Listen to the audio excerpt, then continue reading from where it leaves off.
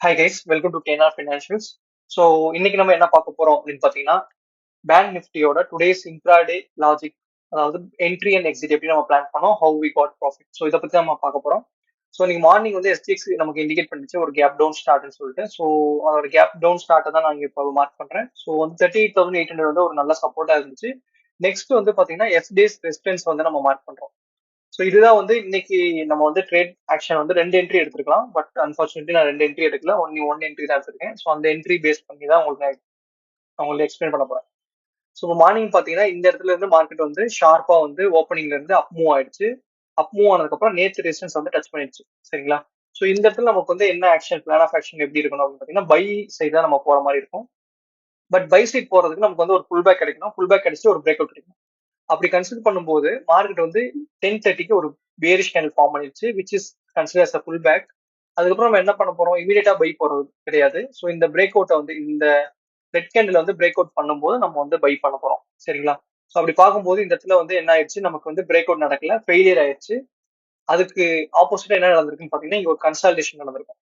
So எந்த region நான் சொல்ல வரேன் அப்படின்னு பாத்தீங்கன்னா இந்த 5 செட் ஆஃப் கேண்டில்ஸ், அதாவது 10:30ல இருந்து கிட்டத்தட்ட வந்து 11:30 வரைக்கும் நமக்கு கிட்டத்தட்ட 1 hour வந்து மார்க்கெட் வந்து கன்சாலிட் ஆயிடுச்சு. ஸோ இது வந்து நமக்கு என்ன மீன் பண்ணுது அப்படின்னு பாத்தீங்கன்னா, ஒன்ஸ் ஒரு ரெசிஸ்டன்ஸ் ஏரியால வந்து நமக்கு மார்க்கெட் கன்சாலிட் ஆயிடுச்சு அப்படின்னா நம்ம வந்து ஒரு பிரேக் அவுட் ட்ரேடிங் தான் அந்த இடத்துல பண்ண முடியும். ஸோ இந்த இடத்துல வந்து நம்மளோட பிளான் ஆஃப் ஆக்ஷன் 2 வகையா இருக்கணும். ஒன்னு வந்து எப்படி பாத்தீங்கன்னா ரெட் கேண்டிலுக்கு மேல போகும்போது நம்ம வந்து அந்த பிரேக் அவுட்டா கன்சிடர் பண்ணிட்டு நம்ம பை சைட் போவோம். அப்படி இல்லை அப்படின்னு பாத்தீங்கன்னா அடுத்து கீழே பிரேக் அவுட் கொடுத்துச்சுன்னா அடுத்த, அதாவது பியர் சைட் நம்ம வந்து போறதுக்கு அதிக சான்சஸ் இருக்கு. ஸோ அதே மாதிரி நம்ம இங்க பார்க்கும்போது நமக்கு வந்து கிட்டத்தட்ட 11:45 வந்து நமக்கு பேரிஷ் பிரேக் அவுட் கீழே கொடுத்துட்டு எய்தர் நம்ம இமீடியட்டா வந்து உள்ள போகலாம், அப்படி இல்லை அப்படின்னா ரீடெஸ்ட், அதாவது இந்த பாக்ஸை ரீடெஸ்ட் பண்ணும்போது நமக்கு வந்து மறுபடியும் என்ட்ரி பண்ணலாம். ஸோ நான் என்ன பண்ணேன் பார்த்தீங்கன்னா இந்த ஏரியா ஆஃப் லெவல், அதாவது கிட்டத்தட்ட வந்து இந்த ரெட் கேண்டிலே வந்து நான் வந்து கம்ப்ளீட்டா என்ட்ரி எடுத்தேன். ஸோ என்னோட என்ட்ரி அப்படின்னு பார்த்தீங்கன்னா 11:45 கேண்டில். நான் வந்து இந்த ரீடெஸ்ட்க்கு நான் வெயிட் பண்ணல. ஸோ நான் என்ன எக்ஸ்பெக்ட் பண்ணேன், இமீடியட்டா மார்க்கெட் செல் ஆஃப் ஆகிறதுக்கு வாய்ப்பு இருக்குன்னு சொல்லிட்டு எக்ஸ்பெக்ட் பண்ணிட்டு 11:45 கேண்டில்லே வந்து நான் பிரேக் அவுட் கேண்டில்லே வந்து நான் வந்து என்ட்ரி எடுத்தேன். ஸோ பிரேக் அவுட் ட்ரேடிங் பண்றவங்க டேரக்டா பிரேக் அவுட் ட்ரேடிங் கேண்டில் எடுக்கலாம். அப்படி இல்லைன்னா you have to wait for a retest. அந்த ரீடெஸ்ட் தான் இந்த 3 கேண்டில். ஸோ அப்படி எடுக்கும்போது இன்னும் உங்களுக்கு ப்ரீமியம் வந்து ரொம்ப கம்மியா கிடைக்கும். சரிங்களா? ஸோ இப்போ வந்து இதை நான் ரிமூவ் பண்ணிடுறேன். ஸோ நமக்கு வந்து ஒரு பிரேக் டவுன் கொடுத்துட்டாங்க. பிரேக் டவுன் கொடுத்ததுக்கு அப்புறம் ஒரு ரீடெஸ்ட் நடந்துச்சு. ஸோ ரீடெஸ்ட்டுக்கு அப்புறம் நமக்கு என்ன இருக்கு, மறுபடியும் ஒரு பிரேக் டவுனுக்கு அப்புறம் மறுபடியும் ஒரு ரீடெஸ்ட். ஃபைனலா வந்து நான் என்ன எக்ஸ்பெக்ட் பண்ணேன் அப்படின்னு பாத்தீங்கன்னா மார்க்கெட் வந்து இந்த ஓப்பனிங் கேண்டில் கிட்ட வரதுக்கு வாய்ப்பு இருக்கு. சரிங்களா? இந்த ஓப்பனிங் கேண்டில் வந்து எப்பயுமே வந்து மார்க்கெட் எக்ஸாக்டா டச் பண்ணணும்னு அவசியம் இல்லை. ஏன் அப்படி சொல்றேன்னு பாத்தீங்கன்னா, இப்போ ஃபார் எக்ஸாம்பிள் நீங்க 200 பாயிண்ட்ஸ் டார்கெட் வச்சிருக்கீங்க அப்படின்னா பாதி பீப்புளோட மென்டாலிட்டி எப்படி இருக்கும் அப்படின்னு பாத்தீங்கன்னா 180 பாயிண்ட்ஸ்ல நம்ம புக் பண்ணிடலாம் அப்படின்னு தான் நினைப்பாங்க. ஏன்னா ஒரு சப்போர்ட் லைனை தொடறதுக்கு முன்னாடி சில பேர் எக்ஸிட் ஆயிடுவாங்க. ஏன் அப்படி எக்ஸிட் ஆறாங்க அப்படின்னு பாத்தீங்கன்னா, சப்போர்ட் லெவல டச் பண்ணிட்டு சம்டைம்ஸ் அந்த இடத்துல பையர்ஸ் ஆர்டர் அதிகமா அதாவது பை ஆர்டர் அதிகமா இருந்துச்சு அப்படின்னா என்ன ஆகும்னா அந்த 20 பாயிண்ட்ல வந்து உங்களுக்கு ஃபிளக்சுவேட் ஆகி மறுபடியும் காஸ்டே உங்களுக்கு போயிடும். For example 100 rupees வாங்கிருக்கீங்க, 200 rupees touch பண்ணாதான் நான் விற்பேன் அப்படின்ற மைண்ட் செட்ல இருந்தீங்க அப்படின்னா 200ல விற்கும் போது ஒரு சப்போர்ட் ஏரியாவை இருந்துச்சுன்னா மறுபடியும் அந்த ப்ராஃபிட் என்டையருமே எரைஸ் ஆயிட்டு மறுபடியும் வந்து உங்களுக்கு பேக் டு பேக் அந்த 100 பிரேக் ஈவன் ட்ரேட்ல வந்துடும்.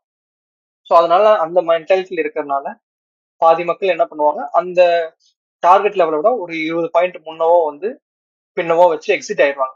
ஸோ அதனாலதான் வந்து எக்ஸாக்டா வந்து மார்க்கெட் வந்து சம்டைம்ஸ் ரீடெஸ்ட் கரெக்டா பண்ணாது. ஸோ அது வந்து இதுதான் அதுக்கான காரணம். ஸோ அப்படி பார்க்கும்போது நான் இந்த ஏரியா ஆஃப், இது வந்து ஒரு ஏரியாவா நான் ட்ரீட் பண்றேன். ஸோ அந்த ஏரியால வந்து எனக்கு மார்க்கெட் வந்துச்சுன்னா I will completely exit out of my trade. ஓகேங்களா? ஸோ என்னோட என்ட்ரி வந்து இது. ஸோ என்னோட எக்ஸிட் அப்படின்னு பாத்தீங்கன்னா இந்த ரெட் கேண்டில் தான் என்னோட எக்ஸிட். ஸோ இந்த ரெட் கேண்டில் ஃபுல்லா வர வரைக்கும் நான் வெயிட் பண்ணல. இந்த ரெட் கேண்டில் ஒரு பாதியில தான் எக்ஸிட் ஆயிட்டேன். ஸோ மோர் ஆர் லெஸ் பாத்தீங்கன்னா எனக்கு வந்து கிட்டத்தட்ட ஒரு 175 to 150 பாயிண்ட்ஸ் வந்து ப்ராஃபிட். ஸோ இதுதான் வந்து இன்னைக்கு ட்ரேடுக்கான செட்டப். ஸோ நம்ம என்ன பண்றோம், பேரண்ட் கேண்டில் அப்புறம் கன்சாலிடேஷனுக்கு அப்புறம் வந்து நம்ம ஒரு பிரேக் அவுட் ட்ரேடு, பிரேக் அவுட்ல எடுக்க முடியல அப்படின்னா ரீடெஸ்ட்ல ஒரு என்ட்ரி ஃபுட் சைடு எடுக்கிறோம். ஸோ டார்கெட் வந்து இன்னைக்கு ஓப்பனிங் கேண்டிலோட எக்ஸாக்ட் பாயிண்ட் கிடையாது, இட்ஸ் ரேஞ்ச் டார்கெட் வைக்கணும். ஸோ ரேஞ்ச் டார்கெட் வைக்கும்போது இந்த இடத்துல நீங்க புக் பண்ணிடலாம்.